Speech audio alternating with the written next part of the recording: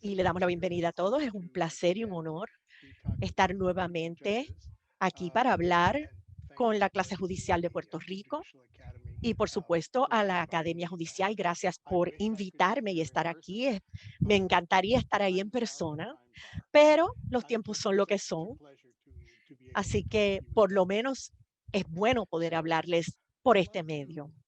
Así que quisiera comentar con algunas palabras y entonces comenzaremos la presentación. Va a haber tiempo para las preguntas al final, pero debido a que 2 horas son mucho para todas las personas, cuando tienen una pregunta y tienen que esperar, siempre pueden anotar esas preguntas en la sección de preguntas y respuestas y periódicamente, luego de un segmento amplio de la presentación, podemos tal vez atender algunas de esas preguntas. Y si prefieren mantener sus preguntas hasta el final, también podremos hacer eso. Así que la primera diapositiva está hablando de las comunidades LGBTQI más, esas comunidades. Y esta es una opción escogida y seleccionada con propósito, porque estamos hablando de la orientación sexual o la perspectiva de género de las minorías y hay unos grupos muy amplios. Y hay muchas personas que tienen mucho en común, pero la verdad es que, de hecho, como cualquier grupo de personas, somos individuos. Y también hay grupos dentro de las comunidades más amplias. Y si ustedes asisten a mi próxima presentación, donde vamos a hablar sobre la violencia y cómo esto afecta o se ve influenciado por la identidad de género, vamos a ver diferencias importantes en cómo los hombres gays son tratados, las personas transexuales, las mujeres, las personas lesbianas, aún en el mismo contexto o en situaciones generales similares. Así que por eso es que hablamos de comunidades y creo que es un punto importante que debemos tomar en cuenta. Y aquí hay algunas imágenes. Y creo que yo enseñé esto la última vez que tuve una presentación con ustedes porque la verdad es que estas son las imágenes que las personas tienen acerca de las personas que componen las comunidades de LGBTQI+. No llegan por la televisión, por el entretenimiento. Y tenemos en la izquierda Will and Grace, en el centro teníamos a Caitlyn Jenner, que posiblemente es la mujer transgénero más famosa, pero tal vez la que menos representa a la comunidad. Y está corriendo para gobernadora en el estado de California. Y entonces tenemos a Ricky Martin a la derecha, que eh, olvidándonos de nuestra jueza en el presidenta, Ricky Martin posiblemente sea el más famoso. Es posible que a lo mejor a su corte, al tribunal, llegue alguien famoso, pero esto es importante porque estas imágenes de los medios son de personas, pienso que es la versión de Will and Grace de las personas eh, homosexuales. Son blancos, son ricos, vienen de las ciudades, están preocupados por comprar ropa costosa, la comida cara, viajar, por lo menos antes de la pandemia, a destinos exóticos en el extranjero, vacaciones costosas. Y la verdad es que, aunque hay personas así, esa no es la realidad de la mayor parte de la comunidad y esas no son las personas que ustedes posiblemente van a ver en sus salas de corte. Y aquí hay algunas de las fotografías que fueron tomadas por una organización LGBTQI en Puerto Rico, y esto es una representación más exacta. Pero cuando ustedes miran esto, pueden ver una diferencia en este grupo de personas. No tienen que poner sus respuestas en la sección del Q&A. Si estuviéramos presencial, les preguntaría qué piensan, pero lo que yo veo en este grupo es que hay hombres, son jóvenes, hay algunas mujeres, Y la pregunta es, ¿esta es una representación fiel del grupo? Y quisiera comenzar la discusión con eso. ¿Qué es lo que conocemos de la población LGBTQI más en Puerto Rico y en Estados Unidos en general? Y por ahí comenzaremos. Así que, ¿qué sabemos?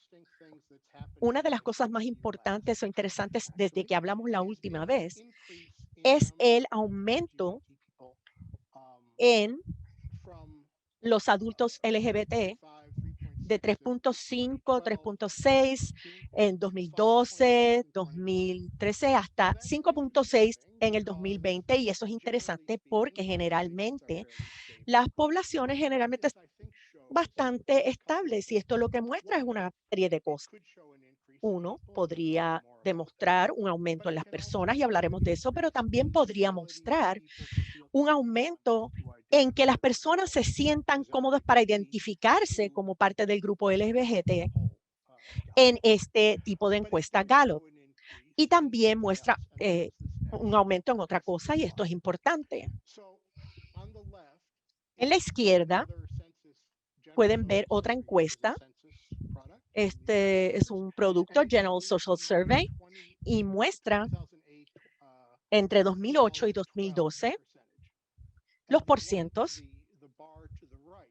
Y a la derecha, en esa barra, vemos las mismas estadísticas entre 2014 y 2018. Y lo que ven ahí es que sí, hay un cambio.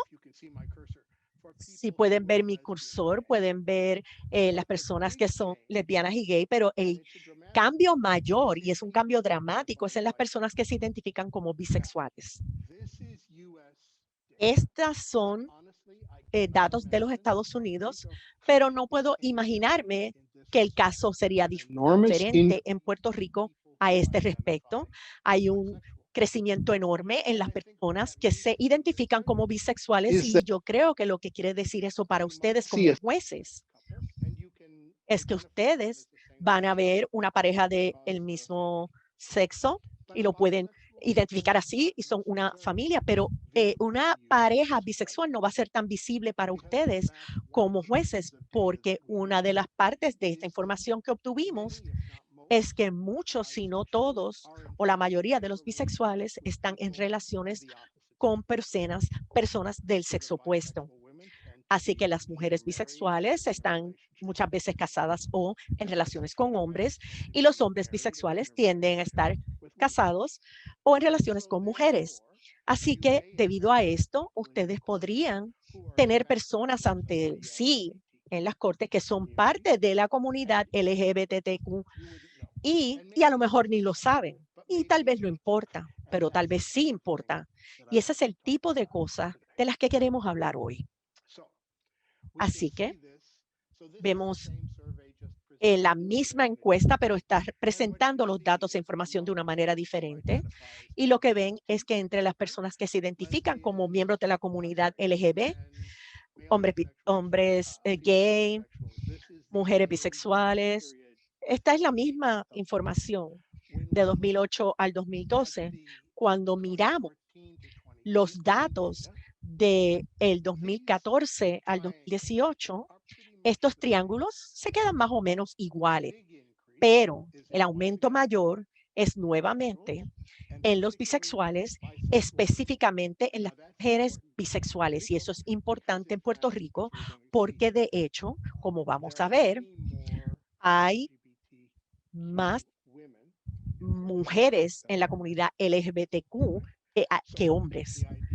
Así que la idea de que a través del tiempo las mujeres bisexuales han aumentado ese grupo es algo que nosotros vamos a ver en la isla también.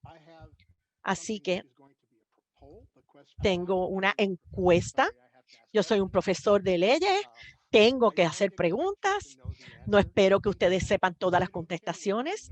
Y de verdad no me importa si saben las contestaciones o no. Lo que yo quiero es qué ustedes están pensando es la respuesta.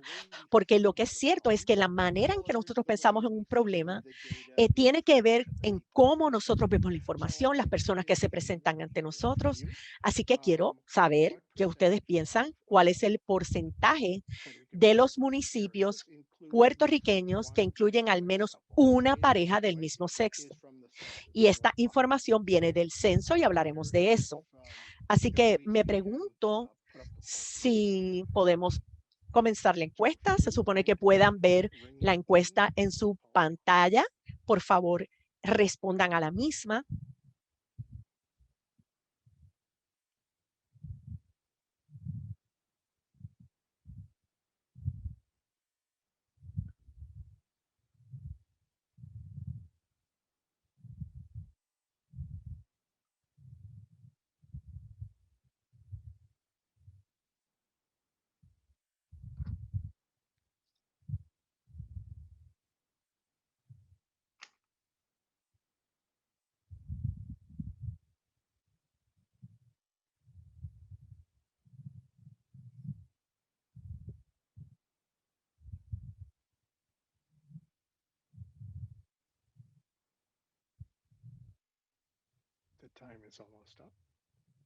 Ya estamos terminando el tiempo que tenemos para este ejercicio.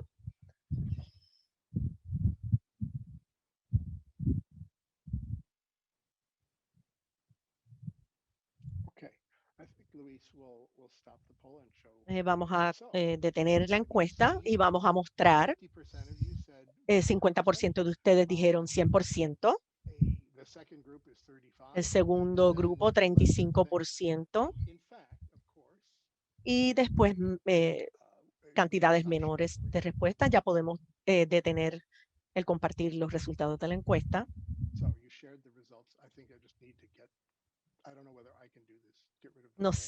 No sé si sí, ya nos deshicimos de la encuesta. Así que la respuesta es 100%. Y lo que es interesante para mí en estas respuestas es que las personas que entraron primero entraron a 100%, pero a medida que las personas entraron y decidieron cuáles eran sus respuestas, la cantidad de 100% fue menos y entonces los números de menos de 100% fue más alto y eso es interesante. Como jueces, ustedes son consistentes con la manera en que todos han respondido cada vez que hago esta pregunta. Y eso es algo interesante porque ordinariamente, regularmente no pensamos que las personas LGBTQI o en este caso parejas del mismo sexo están todos lados. Pero la manera en que ustedes se sienten, ustedes van a pensar que esa no es la respuesta correcta cuando en verdad sí es correcto. No es que todo el mundo es igual, y esto es lo próximo que quiero compartir con ustedes. Y si preguntan, Si hacemos la pregunta de dónde viven las parejas del mismo sexo en Puerto Rico, algunas áreas más que otras, es interesante ver que no necesariamente viven en ciudades grandes, aunque obviamente San Juan y otras áreas aledañas son una de las áreas donde más viven. Y hay una cosa un detalle con este tipo de fotos. Esto le demuestra algunos lugares más que otros que tenemos que tener cuidado con áreas con poblaciones pequeñas, porque si la población es pequeña, no toma muchas parejas del mismo sexo para que sea un porcentaje más grande de la población. Algunas de estas áreas como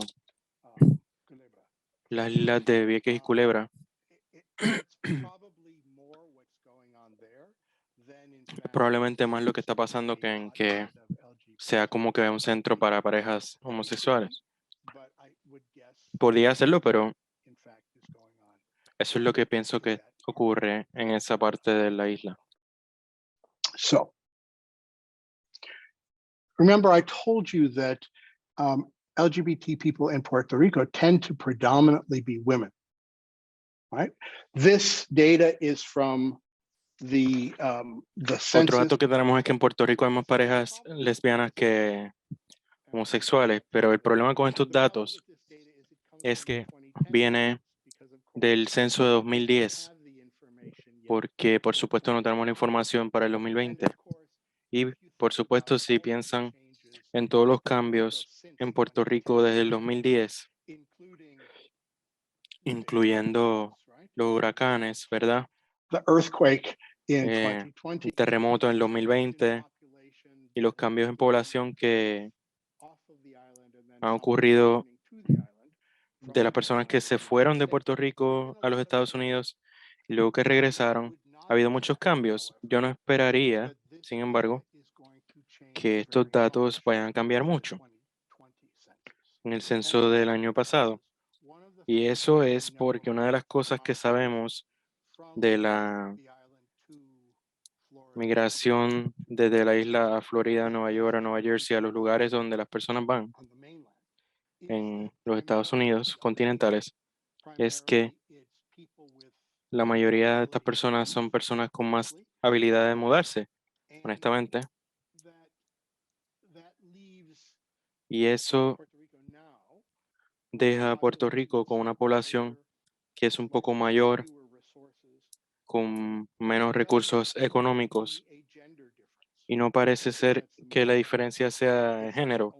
Creo que ese es el detalle más importante. No solamente son hombres que se van o mujeres que se van, sino personas que pueden y tienen la habilidad de mudarse para irse a vivir a los Estados Unidos. Así que, aunque esto va a cambiar un poco en el censo 2020, no imagino que las proporciones vayan a cambiar mucho. Y eso es lo interesante de Puerto Rico. En general, en los Estados Unidos hay más parejas homosexuales de hombres que de lesbianas. En algunos estados se revierte, pero en ningún lugar que yo haya visto anteriormente, la diferencia entre parejas de lesbianas y de homosexuales ha sido tan fuerte como en Puerto Rico. Desafortunadamente yo no puedo decirles por qué, solo le puedo decir los datos, pero yo creo que eso lo que eso significa para los jueces es que como la imagen que vimos o sea, contrario a la imagen que vimos en la tercera diapositiva del grupo de puertorriqueños, que es esa foto del grupo de puertorriqueños en Puerto Rico, que eran casi todos varones, no es así. Lo más probable es que vean miembros de la comunidad LGBTQ que son mujeres, parejas de mujeres. Así que si están buscando hombres homosexuales, pues quizás se le escapen las personas que van a llegar a sus salas, que van a ser parejas lesbianas. Por esta diferencia, estos mapas son importantes. En la derecha aquí es donde viven las parejas del mismo sexo de varones. No nos sorprende que viven mucho en San Juan y en esa área metro, pero cuando vemos las mujeres que son parte de la comunidad LGBT, viven en diferentes lugares que los hombres. En otros estados,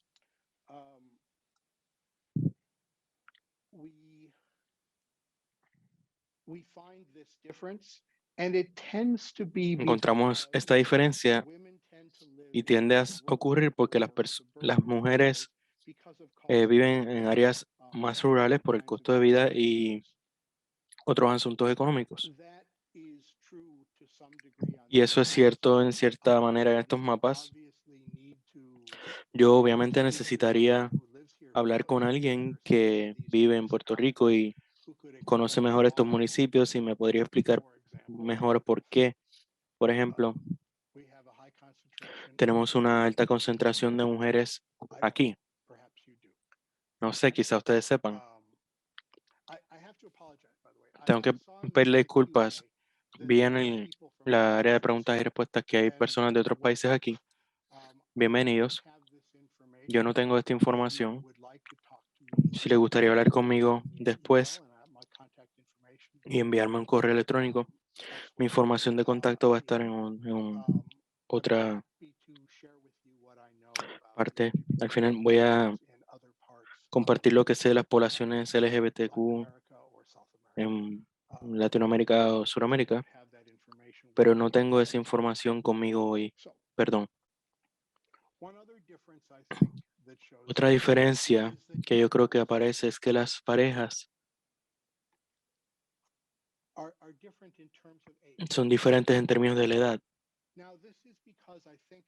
Y esto es por dos cosas. La parte verde son parejas de diferentes sexos que están casados y jóvenes, personas más jóvenes y según pasaron por las generaciones esa edad se reduce, pero para parejas del mismo sexo es bastante distinto el patrón.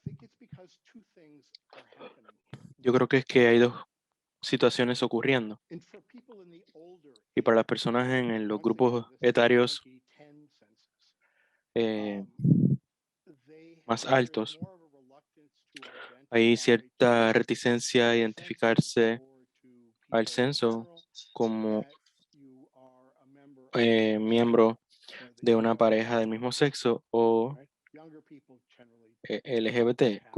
Las personas jóvenes pues no tienen esa, o sea, crecieron en una cultura distinta, pero a la misma vez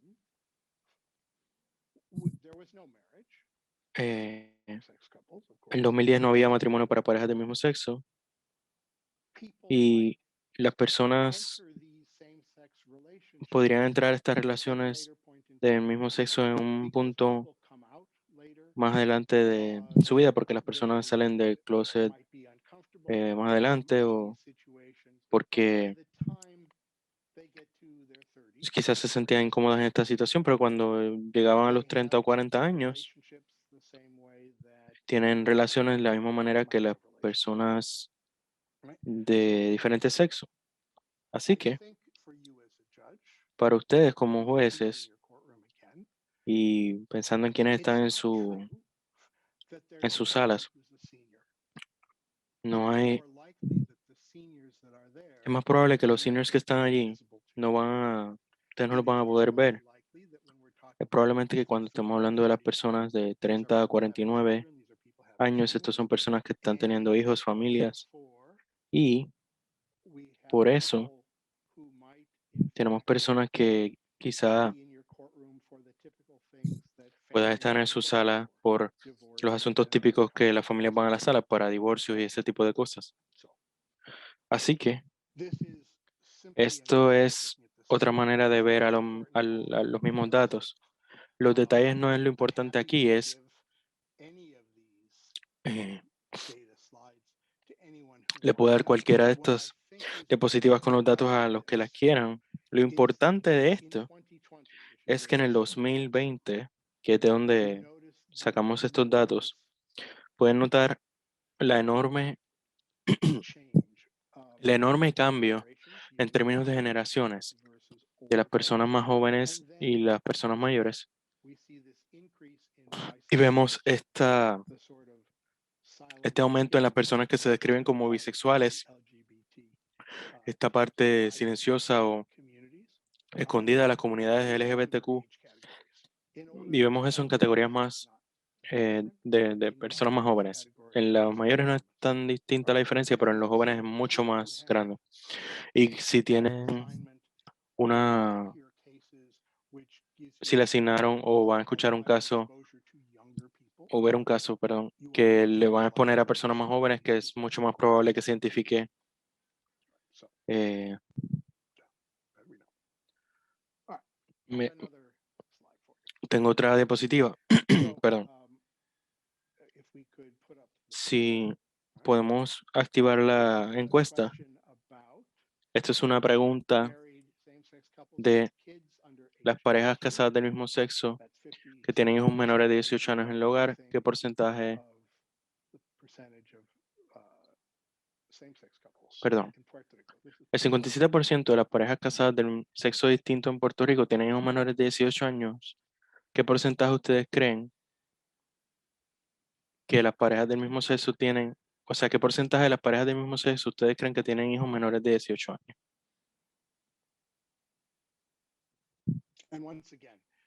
Y nuevamente,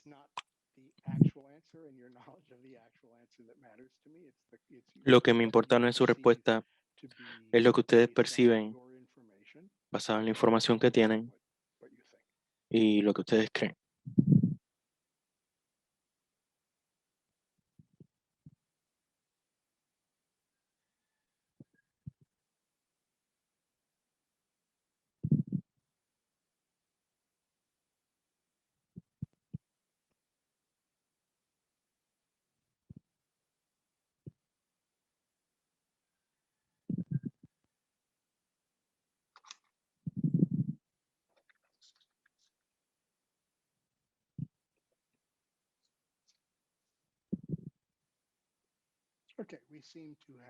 Muy bien, parece que llegamos al punto de detenernos y vamos a terminar la encuesta. Una pequeña mayoría, una pluralidad, 28% dijo, 11,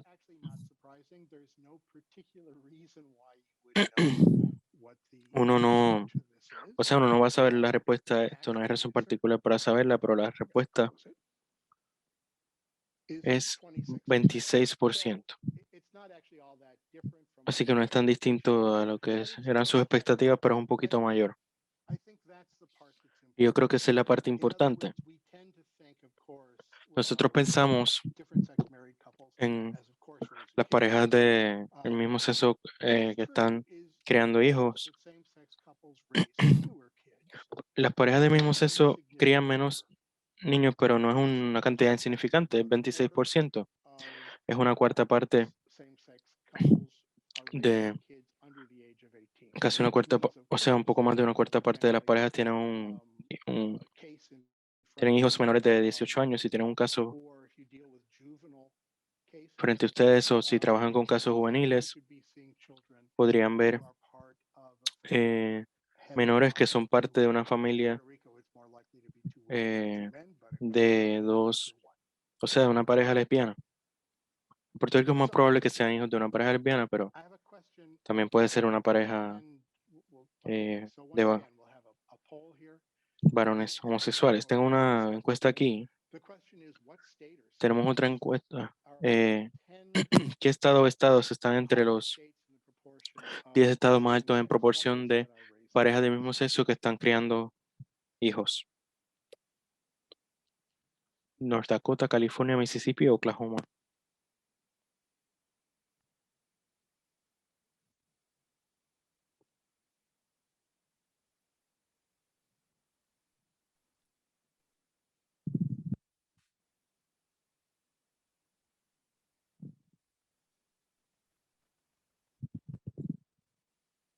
All right, seems like people who wanted to ring in, have wanted Muy to. bien, parece que las personas, 94% de ustedes dijo que es California. Y pueden verlo ahora. Es un pequeño porcentaje de personas que dieron otros estados, pero casi todo el mundo dijo California. Y eso hace sentido, pero no es cierto. La verdad es que cada estado en esa lista, menos California. De hecho, los estados, según los datos del censo, son Mississippi, Wyoming, Alaska, Idaho, Montana, Kansas, los que salen en la lista. Son todos estados. California es 41, número 41 de la lista. ¿Y dónde está Puerto Rico? Bueno, no podemos saber exactamente por qué. El grupo de datos en el que viene la lista original no incluye a territorios. Pero tenemos otros datos que pueden aproximar lo mismo. No es exactamente los mismos datos, así que no se puede hacer una comparación uno a uno, pero Puerto Rico está en 23 a 24%, que lo colocaría aquí, entre el tercer y cuarto lugar. ¿Y qué está pasando? Déjenme explicarle esto visualmente. Y vamos a llegar a Puerto Rico en un momento. Si ustedes ven este mapa, tenemos una gran concentración de parejas del mismo sexo que están criando niños aquí en el sur y como en los llanos del noroeste, noroeste de los Estados Unidos, lugares en los que no pensamos como que son amigables con la comunidad LGBT. Y de hecho, no lo son en términos de las leyes y otro tipo de cosas.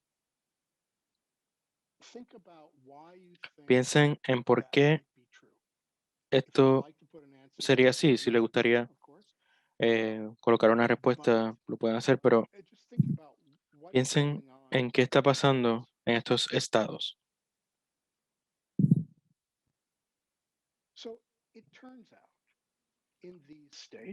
En estos estados que tienden a ser conservadores y en los que las personas tienden a casarse antes en la vida y tienen un enfoque religioso y buscan valores culturales que son bastante tradicionales.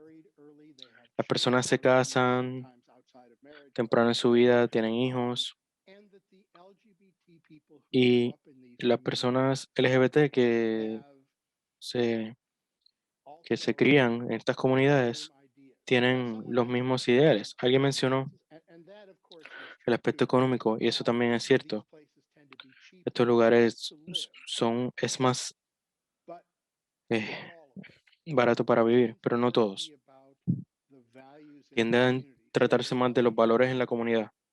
De las personas LGBT que quizá tengan un hijo al principio de su vida porque están en una relación, estuvieron en una relación heterosexual o quizá no, tienden a reconocerse como homosexuales más tarde en estas áreas y cuando lo hacen, traen a su hijo biológico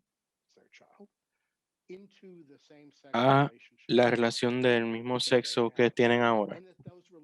Start later. And we saw that in that Y earlier. comienzan más tarde y vimos esto antes en otra diapositiva cuando hablamos de las parejas del mismo sexo versus de diferentes sexos. Es más grande entre las personas de 40 y tantos años. Admiten su identidad de género más tarde en la vida y traen a sus hijos salidos de otras relaciones a esta nueva pareja. Cuando hablamos de Puerto Rico, ustedes van a conocer estos datos mejor que yo, pero cuando yo miro esto, probablemente sean asuntos económicos, por cientos pequeños de personas, pero posiblemente sea la misma cosa, algo similar. El centro del país va a ser más conservador que las ciudades, ciertamente. Y entonces puede que se pregunten ustedes si las cosas que son ciertas para los Estados Unidos también aplican a Puerto Rico, porque es un patrón que vemos en los estados demócratas y republicanos.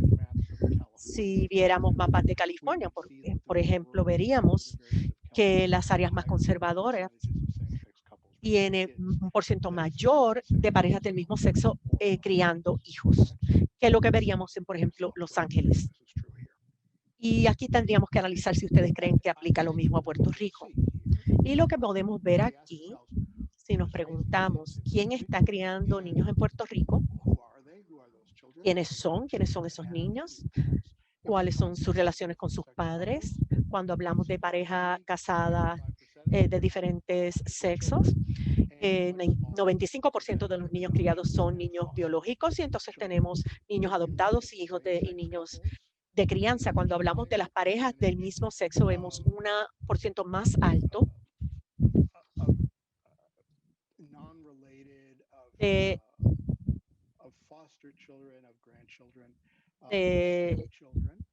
de hijos que no necesariamente están relacionados por sangre.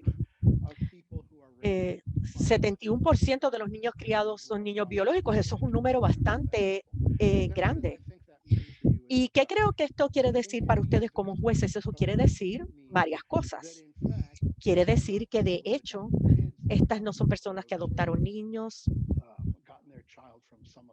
que buscaron hijos en otros lugares, que tuvieron una relación biológica. Al menos hay una relación biológica del niño con uno de los padres. Y puede que sea alguien que no está frente a usted, que tiene una relación con ese niño. Porque posiblemente sean parejas de mujeres. Tenemos una madre biológica y tenemos otro padre que no está frente a ustedes como parte de la pareja en corte y que no es parte del divorcio o la situación que ustedes están viendo ante ustedes en la corte.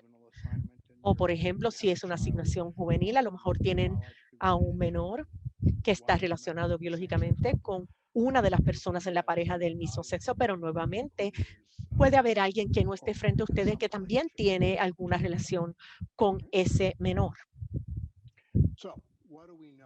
¿Y qué sabemos? En resumen, sabemos que los padres LGBT en Puerto Rico tienden a ser mujeres, tienden a ser más jóvenes y tienden a tener características socioeconómicas que los ponen en un estándar de pobreza. Esto quiere decir que en su comunidad a lo mejor ve parejas que están pasando por un divorcio o utilizando cualquiera otro de los servicios de la corte, y las parejas LGBTQ que ustedes ven probablemente tienen menos recursos que las parejas heterosexuales.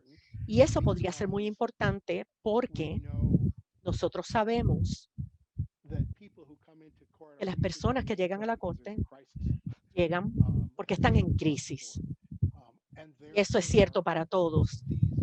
Esto quiere decir que estas parejas y sus familias no van a estar tan bien equipados económicamente para manejar esta crisis. Así que esta es la pareja del programa Modern Family, Mitchell y Kim, y su bebé adoptado de Vietnam. Eso es una foto vieja. Si los productores del programa quisieran mostrar la pareja LGBTQ típica que cría hijos, no se vería así. Aquí vemos dos hombres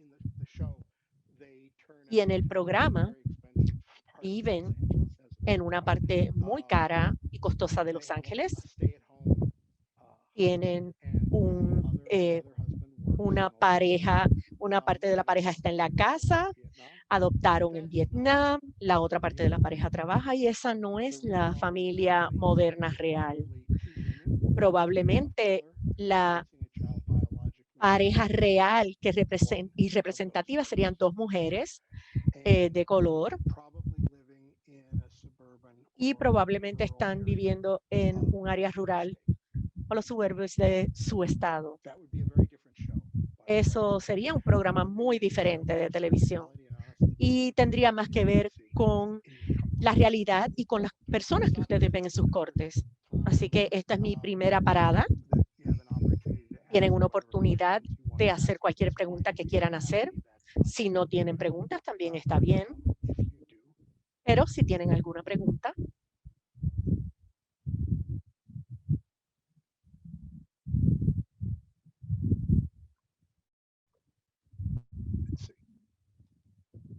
Vamos a ver.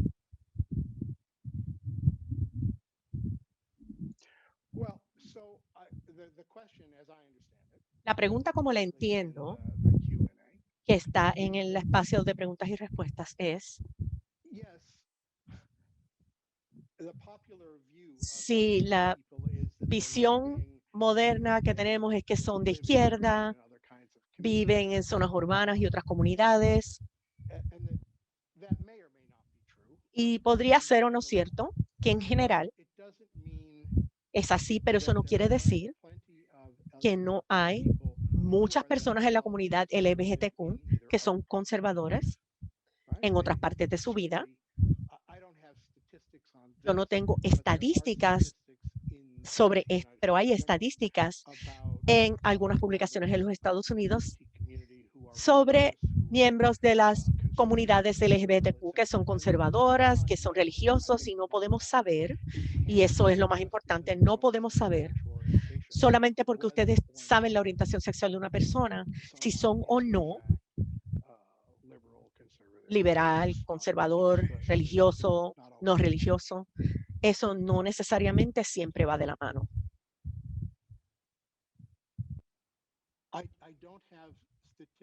No tengo estadísticas acerca de las madres o padres transexuales aquí conmigo. Hay estadísticas y si ustedes están interesados, yo estaré más que contento de compartir esas con ellas. No son estadísticas tan buenas como los números que tenemos, las cantidades y porcientos que tenemos de los censos, porque es una población más grande y tenemos confianza de que eso va a ser más preciso. Las personas transexuales generalmente son encuestas para esa comunidad en específico y la información es menos robusta. Creo que ese es el término estadístico correcto. Así que la pregunta, ¿cómo se correlaciona más madres lesbianas con esta situación de patriarcado? No tengo la respuesta. Si tú eres una madre lesbiana, no quiere decir que necesariamente tienes visiones políticas o feministas que sean consistentes, no sé, con las ideas de izquierda y ese tipo de cosas. En otras palabras, las personas se convierten en padres por muchas razones. A veces es una declaración política, pero a veces es al contrario de las visiones políticas, pero no creo que podemos generalizar. Yo ciertamente no sé la respuesta a esa pregunta. Y es cierto, de hecho, que hay personas académicas, lesbianas y feministas que el enfoque en el matrimonio está mal, que el enfoque no debe ser que una mujer o un hombre entren en esas relaciones patriarcales tradicionales. Yo estoy casado y que ellos piensen que la ley debe reconocer otros tipos de familias. Yo no sé si eso es parte de la respuesta a esta pregunta, pero creo que no podemos saber. Como cualquier otro grupo de personas, los amantes lesbianas tienen una variedad de pensamientos igual que el resto de la población. Así que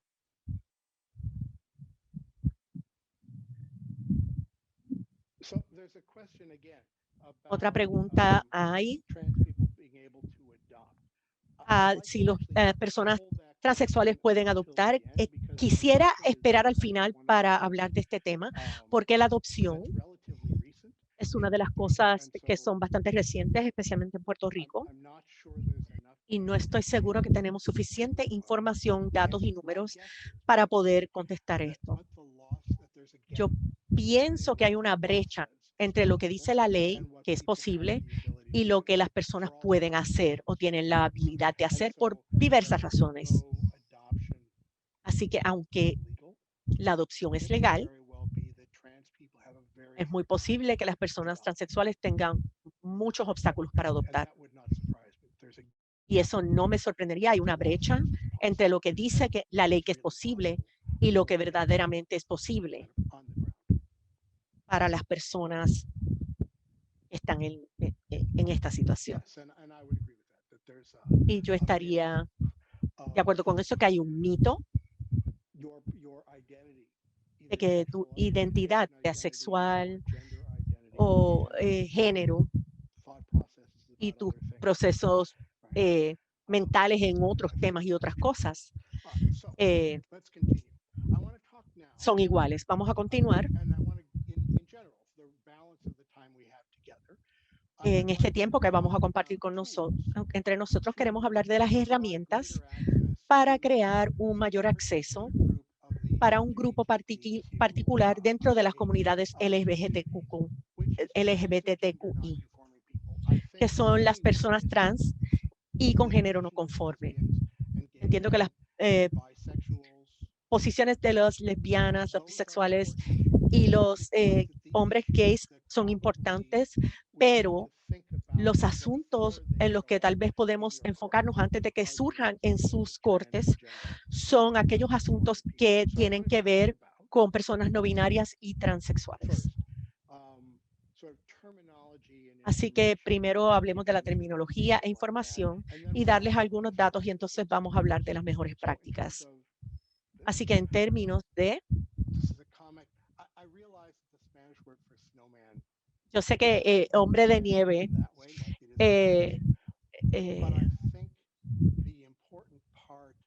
tiene un género en español, pero lo importante de esta ilustración es la idea de que tenemos que cuestionar lo que asumimos, lo que presumimos.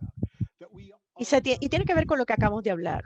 Nosotros generalmente pensamos que hay una correlación entre una cosa y otra que tal vez no existan. Vamos a hablar de la terminología.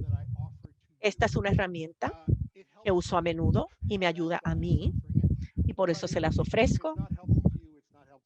Pero si no les ayuda a ustedes, no les ayuda, pero a mí me ayuda para entender en dónde se posiciona el asunto que estoy tratando de atender, dónde está en verdad. Y no confundirme con cosas que son similares o tal vez no son similares en lo absoluto. Y pienso en esto como 4 espectros o líneas. El primero, sexo biológico, o la terminología que utilizamos cuando hablamos de las personas transgénero. El sexo que le asignaron al nacer, a lo mejor le asignaron ser hombres o ser mujer, y hay el medio intersexual, que es donde la genitalia es ambigua, está incompleto, sea varón o hembra. El sexo que le asignan al nacer tiene que ver con genitalia y cromosomas. Eso es una cosa, pero eso es diferente a la segunda línea, que es la identidad de género. ¿Qué es lo que usted piensa en su cerebro? ¿Cómo usted se ve? ¿Usted se ve como un hombre? ¿Usted se ve como una mujer? ¿Usted se ve como una combinación? O tal vez ese no es un concepto correcto para usted. Eso es muy diferente que la genitalia biológica o el sexo que le asignaron al nacer. A veces coinciden, pero no tienen que coincidir. La tercera es diferente. La idea que usted tiene en su cabeza es diferente a cómo usted se expresa, expresión de género. Eso tiene que ver con pelo en la cara, ropa, tono de voz, tal vez vocabulario, otras veces hay muchas cosas diferentes. Así que su presentación externa en cuanto a género. E independientemente de su identidad de género, usted puede presentarse de una manera más femenina o más masculina o ambos o ninguno. Y esas 3 cosas son diferentes a la orientación sexual, que es quién usted es emocionalmente y a quién usted se siente atraído. Atraído para los hombres, atraído por las mujeres, atraído por ambos o ninguno. Y la orientación sexual es diferente de todos los que vemos antes. Y eso es importante para mí. Cuando yo tengo un problema, mantengo 2 cosas en mente. Porque yo sé algo de una de estas líneas no quiere decir que yo sé nada de lo que se encuentra en las otras líneas, porque de hecho no son iguales. Alguien puede tener una identidad de género como hombre y expresar su género como femenino. Y pueden ser biológicamente varones. Eso no les dice nada acerca de su orientación sexual. Si están atraídos por los hombres, las mujeres. Son 4 conceptos independientes, así que cuando yo estoy frente a un problema que quiero resolver, me tengo que preguntar, ¿de qué se trata este problema realmente? ¿Es un conflicto entre el sexo biológico y la manera que se presentan eh, a- a- eh, en mi sala de corte o en mi salón de clase? Las parejas del mismo sexo, ¿tiene que ver eso con orientación sexual o violencia motivada por género? Y estoy pensando como si esto tuviera que ver con identidad de género, pero tal vez no, tal vez sí, pero esto me ayuda a determinar dónde verdaderamente está el problema que quiero atender y entonces eso me permite atenderlo sin distraerme con estas otras cosas. Si esto les sirve, pues bienvenido. Si no les sirve, pues está bien, pero es una herramienta que yo utilizo para resolver problemas ante mí. Sabemos que las siglas son LGBTQI+, son muchas letras, muchas siglas. Yo creo que algunas son bastante familiares para nosotros. L, G y B sabemos a qué corresponden y son familiares. Y creo que conocemos probablemente la primera T, que es transgénero. Una persona transgénero, que es una persona que el sexo que le asignaron o sus genitales no corresponde con cómo ellos se ven o se piensan en su cabeza. Por ejemplo, Caitlyn Jenner, para usar ese ejemplo, nació con genitales masculinos, se le asignó como hombre al nacer y ella dice que ella siempre se identificó en su vida temprana como una mujer, como una niña, porque esa es su identidad de género. Y eso es lo que hablamos cuando hablamos de transgénero. Su identidad de género no corresponde con el sexo que le fue asignado al nacer. Cisgénero es a lo mejor un término que ustedes pueden haber oído o no, pero es un término que surge porque nosotros tenemos el término transgénero. Trans quiere decir al otro lado del género. Cruzamos de un género a otro. Cisgénero, el cis en latino quiere decir en el mismo sitio.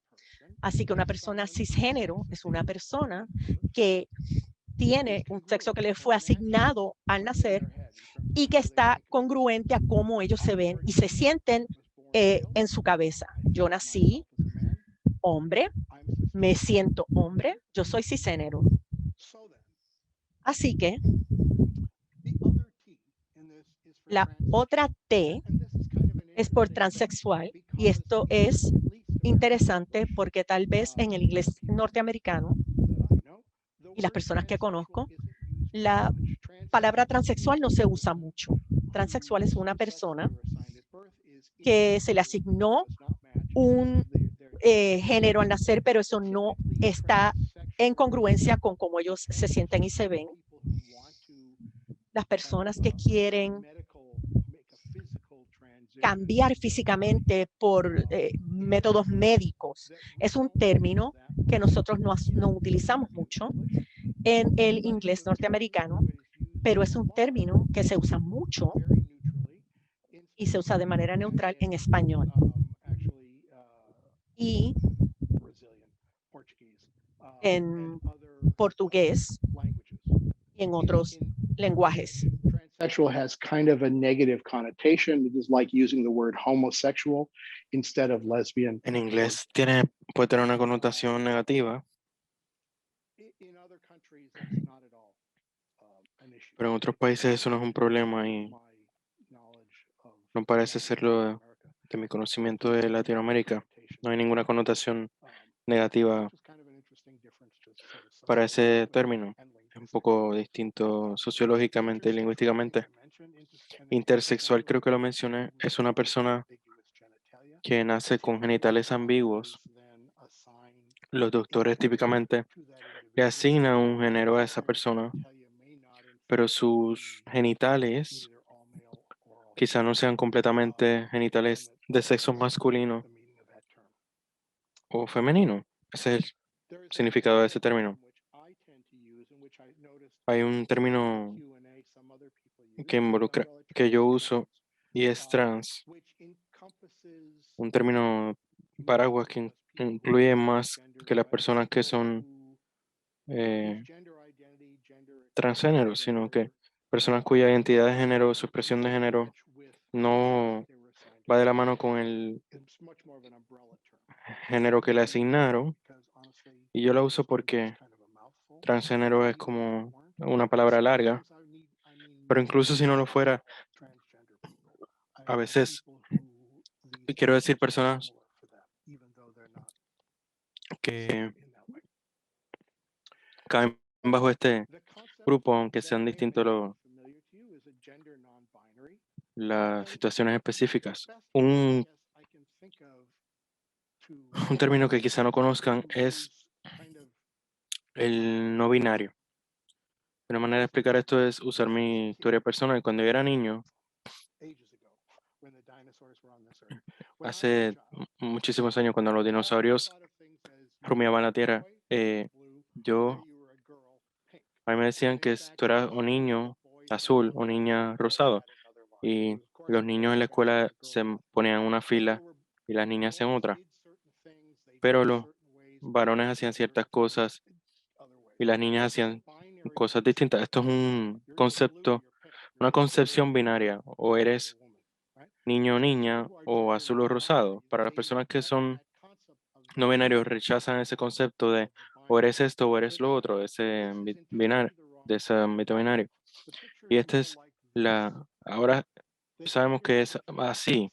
El, el género es un espectro y hay personas que pueden ser 100% azules y 100% rosados, pero hay una gama de combinaciones.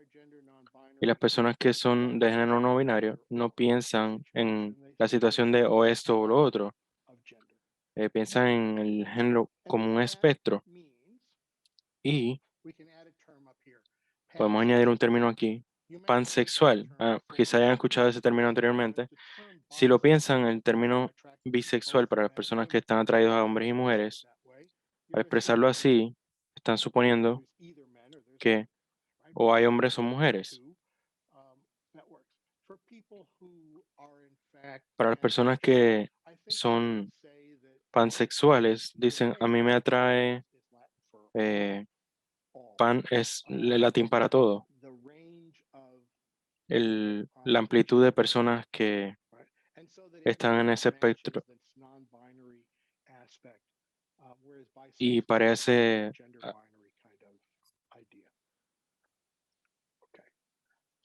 Gender non-conforming de género no conforme, que no se conforma. eh,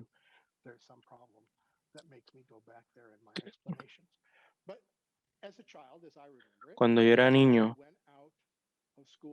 cuando íbamos al receso en la escuela, los niños jugaban baloncesto o pelota y hacían cosas de niños, y las niñas saltaban la cuica y hacían cosas de niñas, pero siempre había algunas niñas que no querían jugar a brincar la cuica y no querían, que querían jugar pelota con nosotros. Y eso en inglés le dicen gender non-conforming, que no, o sea, hay tradiciones en las que las pensamos que la gente expresa su género, ya sea utilizando la ropa o sea, la ropa que usan, sus pasatiempos, que quizás sean consistentes de la manera tradicional en la que pensamos en el género, y en otros casos es non-conforming, o que no se conforman no van conforme a lo típico. Eh, yo no sé en español cómo le decían a las niñas, nosotros le decíamos tomboys. Posiblemente ellas podrían haber sido lesbianas o transgénero, y yo no las pienso de esa manera. Yo pienso que por lo menos en ese momento de su vida era no conforme al género que le asignarían, porque no estaban interesadas en saltar la cuica o las cosas que hacen las otras niñas, querían jugar con nosotros. Y eso es lo que quiero decir con que no van conforme lo- al género que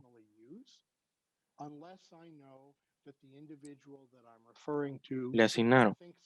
Y queer es más bien eh, otra manera de identificarse dentro de la gama de eh, la comunidad LGBT. Esto es generacional. Hay un grupo que ahora se identifica como queer. Antes era peyorativo, era un término peyorativo que se ha reclamado para empoderar a las personas homosexuales, pero no a todas. Eso depende de la persona. Y yo no usaría este término a menos de que yo sepa que esa persona eh, que estoy que estoy identificando de esa manera se identifica a sí misma como queer. Y la razón por la que le estoy dando esta terminología, de hecho, es para que ustedes puedan, para que tengan estos términos disponibles para ustedes si ustedes quisieran usarlos. Yo siempre pienso que es mucho mejor estar preparado y entender estos conceptos y poder eh, descifrar la terminología que enfrentarme a algo de sorpresa. Esta es la parte de la terminología que va de la mano con la otra. Y voy a detenerme aquí y voy a tomar sus preguntas. Vi que había muchas preguntas.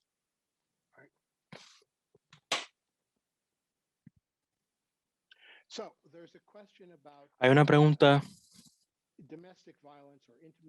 sobre la violencia doméstica o la violencia de pareja íntima en las comunidades LGBTQ. Odio decir esto, pero eso es parte de mi presentación en 2 semanas. Así que me gustaría no responder ahora. ¿Es similar? Sí. ¿Hay diferencias? Claro que sí.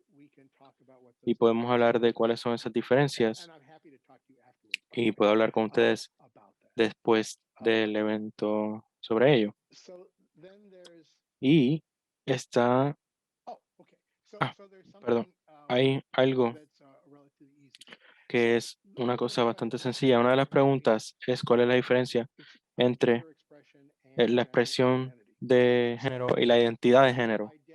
La identidad de género es cómo yo me veo a mí mismo. Yo pienso que soy hombre o me veo como hombre o pienso que soy mujer o me veo como mujer. Eso está relacionado, pero no tiene que estar relacionado a cómo yo me presento al mundo, que es mi expresión de género. Por ejemplo, yo podría pensar que yo soy mujer y como quiera podría tener una barba porque puedo expresar mi género de manera tradicionalmente masculina, aunque yo me sienta mujer y yo me puedo sentir más cómodo. Por ejemplo, hay lesbianas que yo conozco que son mujeres y se ven a ellas como mujeres, son mujeres que se sienten atraídas por otras mujeres, así que su identidad de género es femenina, pero no se sienten cómodas poniéndose un vestido y nunca usan vestido. Usan pantalones, a veces usan zapatos muy masculinos, se sentirían mucho más cómodos yendo a la corte en un traje de hombre, con gabán y corbata. Son, se sienten mujeres, pero no expresan su género de manera tradicionalmente femeninas. La identidad de género es lo que está en la mente de la persona y la expresión de género es como la expresan al mundo.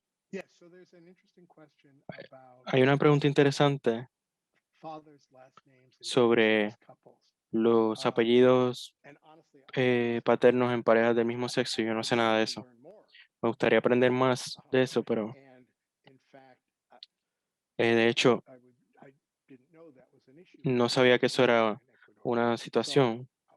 Puede ser una en Ecuador y me parece curioso y quisiera buscar más información sobre esto. Hay una pregunta que no estoy seguro cómo responder y la pregunta es, ¿cuál es mi opinión en el movimiento de las personas atraídas por menores de incluir a la pedofilia en una de las eh, atracciones sexuales dentro de la gama del LGBTQ. Mi opinión personal es que eso no es una orientación sexual y no puede ser parte de la comunidad en ese sentido. Pero más allá de lo que yo crea, yo no creo que eso es lo que las personas piensan. Yo creo que es un movimiento político incluirlo dentro de la comunidad LGBT. Y yo no estoy seguro que las personas que estudian la sexualidad, que no soy yo, las personas que son expertos en la sexualidad humana y cosas de ese estilo, que consideren eso como una orientación sexual, es otra cosa. Eso es lo que puedo decir.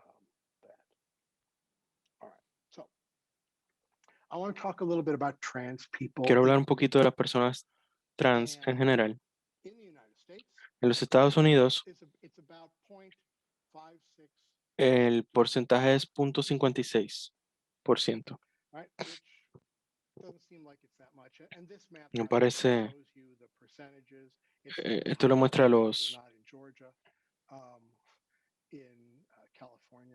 en Cal- eh, yo no tengo estos datos sobre Puerto Rico, así que me perdonan, pero tengo algunos datos de Puerto Rico, que sabemos de la porcentaje de personas en Puerto Rico que son transgénero, que es 0.53% de los datos que tenemos, que significa que es un poco menos que en los Estados Unidos.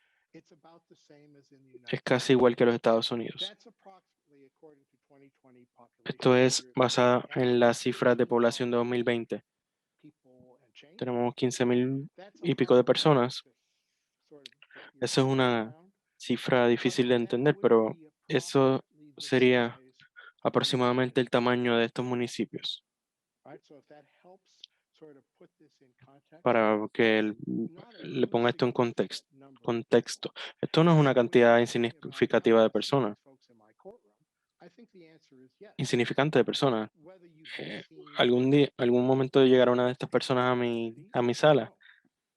Probablemente habrán eh, escuchado un caso con una persona transgénero, quizá, pero ahora vemos personas más jóvenes que se identifican como trans.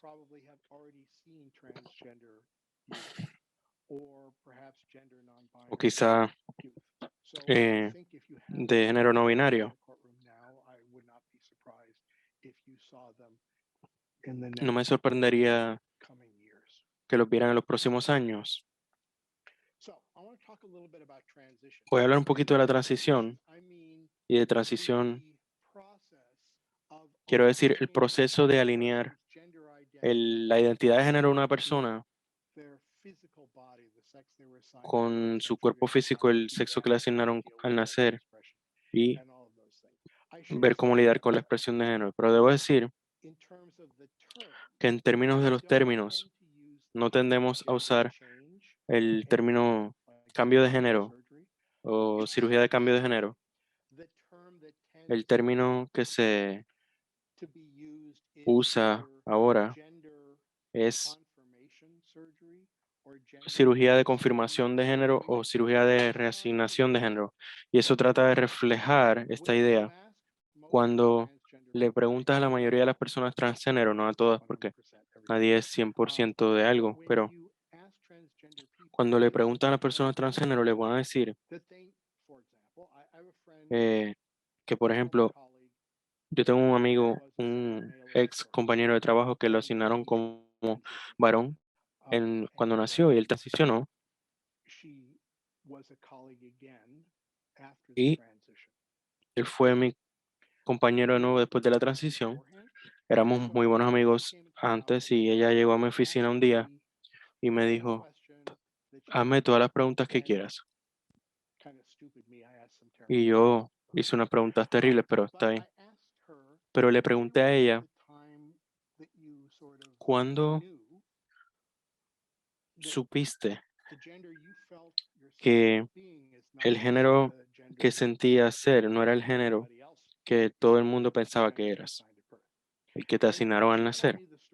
Y ella me dijo una historia. Ella me dijo, yo nunca pensé que yo era varón, incluso cuando era joven.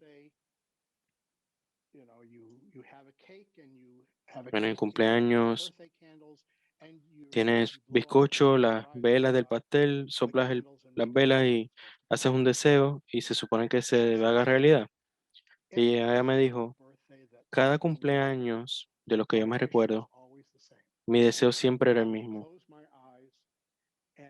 Yo yo cerraba los ojos y deseaba que cuando los abriera sería niña. Y ella me dijo, eso me pasó desde el primer cumpleaños que yo puedo recordar. Así que la idea de confirmación de género, o la transición de género, o reasignación de género, es la idea de que las personas no están cambiando de género, simplemente están haciendo que su expresión de género vaya conforme a cómo se sienten. Esto incluye muchas cosas. Lo que está en verde es lo que llamamos la transición social. Eso significa cambiar de nombre, pronombres, su apariencia física, su ropa y los documentos de identificación. Y pensamos en transición médica, hormonas, ese tipo de cirugía. Y es importante reconocer que no es lo mismo. Y una persona puede ser transgénero y hacer alguna de estas cosas y no otras, o ninguna de estas cosas, porque la idea de ser transgénero es que yo pienso en mi mente que soy de un sexo o un género y eso es distinto a mi cuerpo físico. A veces quieren realinearlo, a veces no. Y a veces se hace una transición social, pero no médica. Las dos que están en rojo es donde entran en juego las cortes, típicamente. Cambios de nombre se llevan a cabo en corte y a veces cambiar los documentos de identidad también, no literalmente, la corte no va a cambiar para poder cambiar los documentos de identificación, quizá necesitan una orden judicial o alguna orden de cierto tipo. Las cortes, por lo menos en una situación típica, están involucradas en una parte de esto, pero es una porción importante porque tienen que ver con la identidad de la persona. Como le dije, hay muchas maneras de transicionar o de afirmar el género. Una de las preguntas que recuerdo eh, de las que hablé con mi colega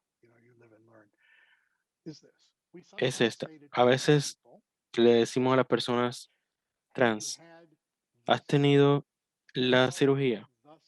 Y siempre es la cirugía. La verdad es, lo que yo realmente estoy preguntando es, háblame de tus genitales. That of a person, right? I'm embarrassed to say Me da I vergüenza decirlo, pero yo le pregunté a mi colega hace unos años esa misma pregunta. Ahora sé que no se hace y reconozco que eso no es una pregunta apropiada para hacer. Y lo que creo que muestra es que a veces no pensamos bien lo que estamos haciendo. No se nos ocurre. Para mí era una pregunta normal. Ya no pienso lo mismo en este punto de mi vida. Y una de las cosas que es cierta es que los documentos de identidad no reflejan en verdad y con frecuencia quién es una persona y cuáles son las experiencias que han vivido. Y para muchas personas transgénero, la prioridad es la transición social por encima de la legal. Los nombres, los pronombres, cómo expresan su género. La transición legal es menos importante las partes donde la corte tendría un rol, cambiar su nombre oficialmente, actualizar sus documentos de identidad y a lo mejor va a pasar un tiempo hasta que todo esté alineado y tal vez nunca se alineen. Y es difícil pensar en cómo eso se ve o cómo apareamos esas cosas, los documentos de identidad para aquellas personas que son no binarios o no conformes. Posiblemente siempre hay una diferencia para ellos en términos de sus documentos o cómo ellos se expresan. En otras maneras, lo que ellos ven como su género. Y esto es un problema para las cortes. Así que tengo esta última encuesta. La pregunta es,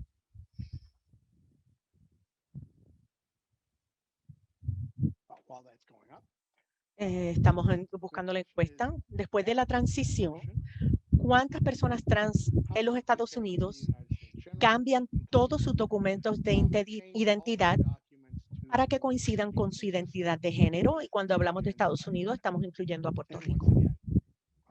Nuevamente, no es importante que sepan la respuesta, lo importante es saber qué es lo que ustedes piensan. Veo que algunas personas ya están entrando a contestar la encuesta.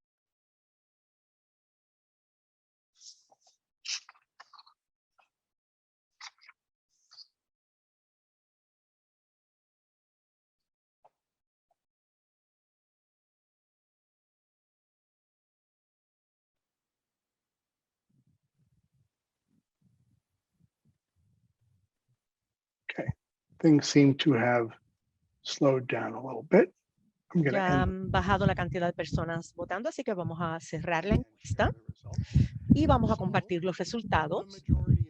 La mayoría de las personas que contestaron, o vamos a decir el porciento mayor de las personas, 31% dijo que es 12%.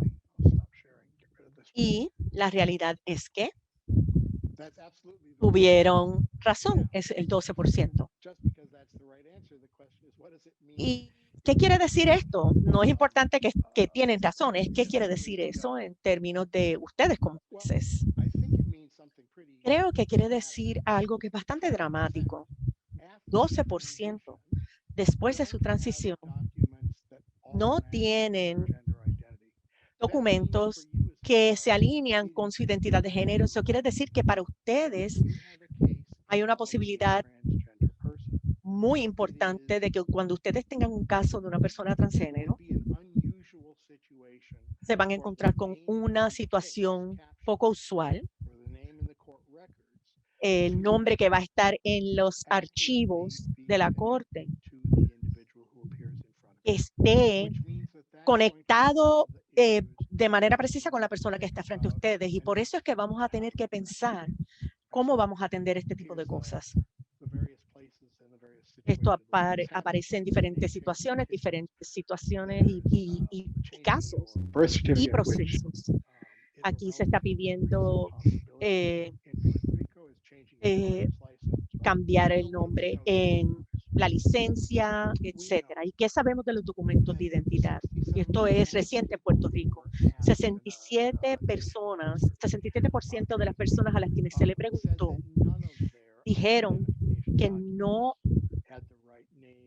tenían ninguna de sus identificaciones el nombre y el sexo género correcto. ¿Y por qué? Por el costo de cambiar esas identificaciones. Esa fue la principal barrera. Y cuando esto pasaba, debido a esta situación, los documentos de identidad dicen una cosa y quiénes son es otra. Surgen una serie de cosas negativas que vemos aquí en pantalla.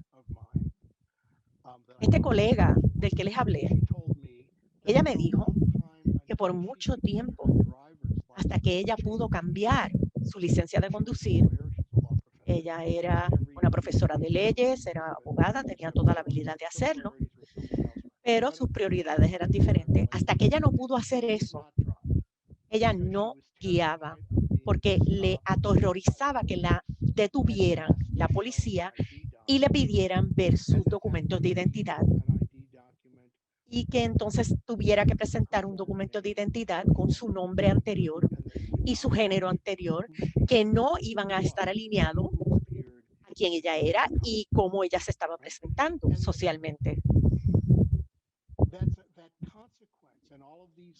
Estas consecuencias que vemos aquí, cuando están frente a ustedes en la corte, traen consigo todas estas experiencias vividas. Y una de las cosas que sabemos, y vamos a hablar de esto en un momento, es que las personas esperan ser tratados de manera injusta en las cortes de este país. Y vamos a hablar sobre esto, qué es lo que sabemos acerca de este tema. Sabemos que casi un 20%, el 19% de los participantes en este estudio de transgéneros a nivel nacional, que está disponible si así lo desean, entiende que un juez, abogado, abogada o personal del tribunal hizo comentarios negativos sobre la orientación sexual, identidad de género o expresión de género de una persona. Y esto es un % significativo. Como jueces, ustedes están al tanto de que la idea de cómo las personas se sienten que fueron tratados, incluyendo de si las cortes los vieron como verdaderamente son, eso va a inferir en su sentido de si fueron tratados de manera justa o no. ¿Y cuál es su percepción de las cortes, de la institución de justicia en general? Y si tenemos un grupo de personas que dicen, estas son mis experiencias con la corte, por supuesto, eso quiere decir que cuando llegan frente a ustedes, traen sus miedos, preocupaciones, traen todos estos problemas acerca de si serán tratados de manera justa o no en la corte. Y sabemos que la interseccionalidad, la combinación de orientación sexual y género y otros aspectos de su identidad racial o étnica, aumenta la percepción de maltrato entre las personas, y tenemos datos aquí en la pantalla, y en 2 semanas vamos a hablar más de cómo estas cosas se combinan. Pero esta es la información que tenemos acerca de cómo las personas sienten que fueron tratados en los tribunales. Vamos a detenernos para atender algunas preguntas que puedan surgir. Sé que tenemos un límite de tiempo y quiero asegurarme de que tengamos tiempo de atender los cuestionamientos. Una de las cosas, y puedo dejar esto para el final, pero yo creo que es algo que creo que es cierto, es que las personas tienen una percepción de cómo son las cortes y los jueces. Están basadas en la misma cosa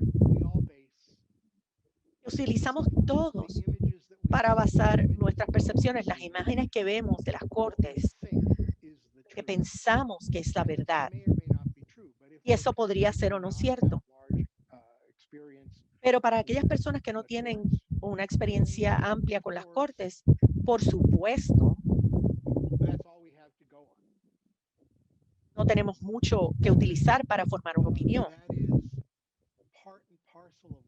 Y eso es parte de la razón por la que es importante que los jueces entiendan quiénes están ante ellos en los tribunales y para que las personas sepan quiénes son los jueces. Y creo que esta es una introducción fantástica para lo que quiero mencionar ahora, que son las herramientas que pueden utilizar para manejar estas situaciones. Quiero comenzar con unos puntos de partida básicos.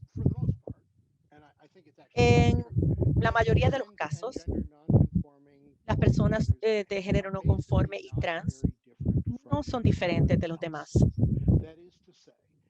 Eso quiere decir que tienen la misma necesidad de respeto, interacciones efectivas, servicios judiciales rápidos y eficientes, de que sus casos se escuchen. Tienen las mismas necesidades. Sin embargo, es cierto que a menudo los problemas que tienen en las instituciones, incluyendo los tribunales, surgen no de ellos, pero surgen más de la incomodidad de las personas que las personas sienten en torno a ellos. Y eso muchas veces tiene un punto de partida en experiencias previas. Y este miedo de que si soy visible como una persona trans o género no conforme y toda la comunidad o comunidades LGBTQI me van a tratar de una manera diferente. Y una de las cosas que sabemos de casi todos los estudios de los tribunales que tenemos es que las personas que son abiertamente quienes son en todas partes de su vida,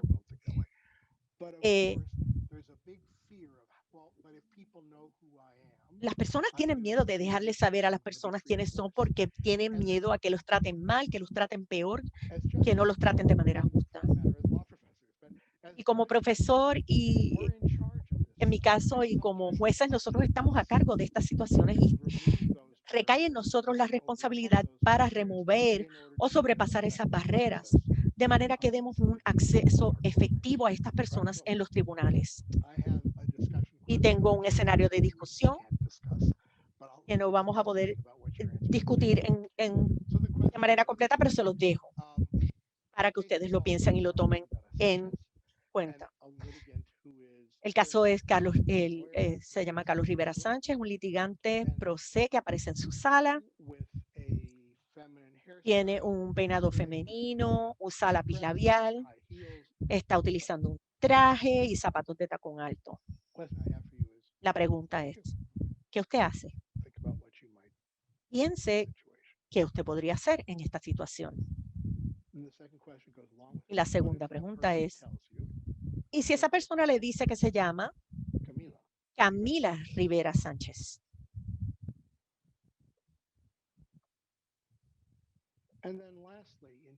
Y por último, en términos de pensar en este tipo de escenarios, ¿y qué pasa si el otro abogado insiste en llamarle Carlos y él, en lugar de Camila, ella? ¿Qué usted piensa que haría como juez? ¿Qué usted piensa que haría en este tipo de situación? Y la razón que traigo esto a la mesa es que es mejor pensar en estas cosas antes de tener que enfrentar este escenario en la vida real. Y tal vez eso les ponga a pensar en cómo manejarían una situación como esta. Y la pregunta sería la siguiente. ¿Cómo usted se dirige a las personas que no conoce?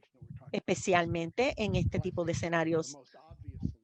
La solución más obvia es que usted puede considerar preguntarle a la persona o al abogado cómo le gustaría a usted que yo le llamara. ¿Cómo debo dirigirme a usted?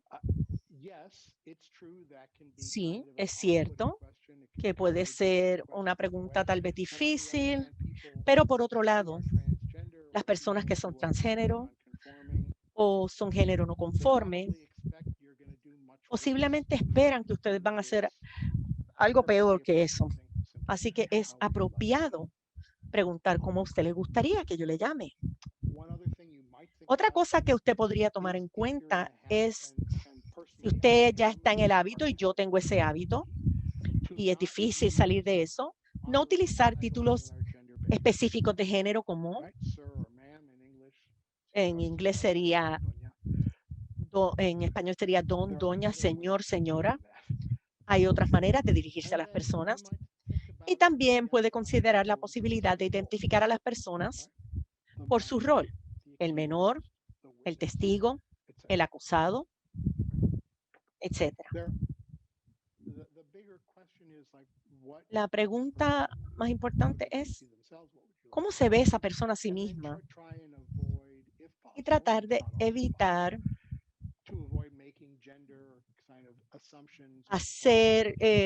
presumir que ustedes saben o están tomando en cuenta cierta información de género cuando están llevando a cabo los procesos. En general, tendemos a respetar la forma en que las personas se identifican. Tengo un gran amigo que se llama Steven. No, nadie se llama Steven. Todo el mundo le dice Steve. La única persona que le dice Steven es su mamá. Y yo no tengo ninguna razón para insistir en llamarle Steven si todo el mundo le llama Steve y ese es el nombre que él prefiere. No creo que haga una diferencia a ninguna otra situación el que nosotros respetemos lo que las personas esperan y quieren. Y si usted comete un error, que es el próximo punto, y todos cometemos errores, discúlpese, siga adelante e intente hacerlo mejor. Lo más importante, y esto los padres lo saben de sus hijos, pero es importante en el mundo en general que las personas están muy conscientes acerca de cómo son vistos y percibidos por otros y lo que hablan de ellos y cómo hablan de ellos. Ese tipo de cosas. Para las personas trans y de género no conforme, esto es algo muy importante que llevan consigo. ¿Qué va a pasar conmigo? ¿Cómo me van a tratar? ¿Qué van a decir de mí? ¿Me van a insultar? No van a cumplir con mi identidad, no la van a reconocer. Y hay veces que lo que decimos no es exactamente lo que pensamos. A veces le decimos a las personas trans, ay, es que no puedo, de verdad que se me escapa y no digo el nombre o pronombre como es. Muchas veces cuando decimos eso, las personas trans lo que están escuchando es, pues, ¿sabes qué? No me importa lo suficiente para yo tratar y esforzarme más. Eso no es lo que usted está tratando de decir, pero podría ser percibido por esa persona de esa manera. No es importante para mí reconocer y respetar como tú quieres que yo te llame. Y esa idea de que las palabras tienen consecuencias y que es diferente a nuestras intenciones, es cierto, y como jueces sabemos eso. La manera en que somos percibidos y cómo las personas no ven, no es diferente en una situación como esta. No estaba seguro de utilizar esta imagen. Estas son personas de género no conforme. Los pronombres para las personas transgénero es bastante simple. A menos que haya una razón que usted necesite utilizar otro pronombre, usted utiliza aquellos que son apropiados. Una mujer es sí. La pregunta, ella. El problema es con las personas no binarias y la razón que no estoy muy seguro es, no sé cuán importante es este asunto para ustedes. Es un asunto para los jueces que están en cortes donde hablan inglés, porque nosotros tenemos él, ella, pero el término que no es binario ha tendido a ser el uso de ellos, they. En inglés, they es lo mismo para mujeres y hombres. En español no lo es. En vez de decir él quiere ir, van a decir they, ellos quieren ir a la tienda. Y ese es el pronombre no binario que prefieren. Pero no hablo español, esa no es mi lengua principal. Sé que hay unos términos en español que se pueden utilizar, no sé cuáles son. La razón por la que estoy incluyendo esto es lo que hablamos antes. En inglés tenemos la expresión, una onza de prevención es más que una libra de cura. Ustedes tienen una en español.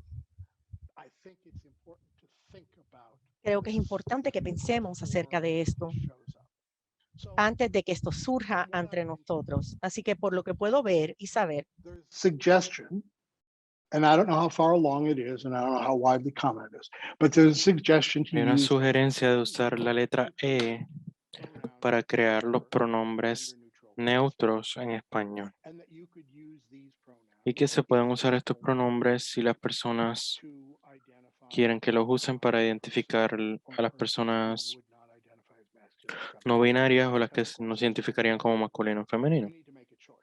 Y hay que escoger. Pero antes de, así se ve, para una persona que no habla español, esto me parece un poco extraño, pero lo importante por la que lo traigo es que en esta situación, como en cualquier otra, si una persona llega a la sala y le dice, así yo quiero que tú te dirijas a mí, te pueden preguntarse si es posible para mí hacer esto. Y si no es posible, puedo explicar por qué no. En otras palabras, es no tan diferente para las personas transgénero que usan los pronombres, pueden usar los pronombres como usan el nombre de una persona que está frente a ustedes. Ya sea que esta es la manera propia de hacerlo, no lo sé. Esto es lo que he visto más comúnmente y se lo dejo saber. Algunos quizá hayan visto estos términos anteriormente, otros no. Este es el punto clave. Creo que hay muchas veces, quizá no tantas como pensamos, pero hay veces en las que hay que usar el nombre de un usuario de la corte que es su nombre original o es el nombre que está en los récords de la corte para poder hacer las cosas. Mi recomendación para ustedes es ser transparente. En otras palabras, yo le puedo decir a esta persona por qué tengo que saber esta información y qué voy a hacer con ella. Por ejemplo, necesito establecer que el nombre que aparece aquí es el mismo suyo, o si la documentación tiene un nombre distinto, me puede ayudar a entender. En otras palabras, la idea de, o sea, los expedientes de la corte son expedientes de la corte y hay que eh, variarlos adecuadamente con la persona que está allí, pero lo que uno puede hacer es ser abierto y transparente de por qué lo está haciendo para que la persona que esté ahí sepa por qué es que necesita usar eso o aquel y para qué se va a usar. Yo creo que son una de las partes claves aquí. Sé que casi se nos acaba el tiempo, quiero dejar el tiempo para preguntas. Tengo otra situación, pueden leerlo. Tiene un caso en el que se tomó un préstamo va por Luis Vázquez Colón, el demandado en el caso, y se para enfrente de usted y le dice que se llama Luisa. ¿Y qué usted hace en este caso? Usted era Luis Vázquez Colón cuando tomó este préstamo. Esta es su firma en el documento. ¿Cómo usted se llamaba para el 1 de diciembre de 2017? Usted tomó este préstamo. Yo creo que deberíamos preguntarnos cuál es la información que yo necesito. Yo de verdad necesito saber cómo se llamaba o necesito saber quién firmó qué cosa o quién tomó qué préstamo. Y si el nombre es importante, nuevamente podemos ser transparentes para qué vamos a usarlo, ¿verdad? Una cosa de este estudio es que tenían, las personas explicaban cuáles eran el tipo de cosas que sentían o que sentían, o sea, qué cosas sentían como discriminatorias en la sala, que se equivocaran en su género por parte del abogado o las partes que estaban allí. Y otra cosa que pasaba con los jueces es que a veces los jueces estaban pidiendo que justificaran por qué el nombre y el pronombre era tan importante para ellos. Le preguntaban, pero ¿por qué esto es tan importante? No puedes eh, usar tu nombre anterior en el tiempo que estés en corte porque tenemos que... Eso no es lo que se conoce como misgendering, pero sí está colocando el peso sobre la persona para justificar que son quienes son. Otra cosa es añadir el género a la orientación sexual a casos que no son relevantes porque la persona es miembro de la comunidad LGBTQ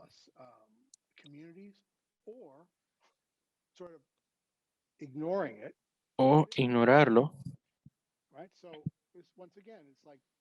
Nuevamente, esto es como, si esto no es algo que es relevante al caso, pues no hagamos que sea relevante al caso. Si tienen un caso de violencia doméstica, esa es una de las preguntas. La violencia doméstica en las parejas del mismo sexo, en muchas maneras es igual que con las parejas heterosexuales, pero no siempre, y las dinámicas son distintas. Así que, en donde sean diferentes, debemos estar familiarizados con qué son. Por último, como usted es un juez, está en control de la sala, de su sala, y las personas le miran a usted como un ejemplo de cómo debe operar la sala. Una de las cosas que mencionaron las personas es que pensaron que los jueces dejaban escapar comentarios por parte dejaban pasar comentarios por parte de los eh, abogados o otras personas en la sala que quizá no se sientan respetadas. Pero una de las cosas que se mencionaron en- entre las acciones discriminatorias por parte de un juez. El último punto que quiero hacer es, vean si pueden ser un puente entre los usuarios de la Corte LGBTIQ y el sistema judicial. Ustedes están familiarizados con esto porque honestamente, como dijimos anteriormente, cuando las personas y sus familias llegan a la Corte o al sistema judicial, no es porque estén contentas. En general están en un cierto tipo de crisis. En estas situaciones, a veces se nos olvida que para nosotros la Corte y los procesos de la Corte son normales. Estamos familiarizados con ellos, sabemos qué se supone que suceda, sabemos cuál es el proceso, pero para la mayoría de las personas que llegan a la Corte es una experiencia completamente nueva y es desconcertante pensar qué se supone que haga aquí, qué me va a pasar, qué me van a preguntar, cómo me van a llamar. Y eso es cierto para las personas que tienen miedo o sienten miedo de cómo las personas le van a tratar. Y para bien o para mal, esas van a ser las personas LGBTQ que van, LGBTIQ que van a ir a su sala.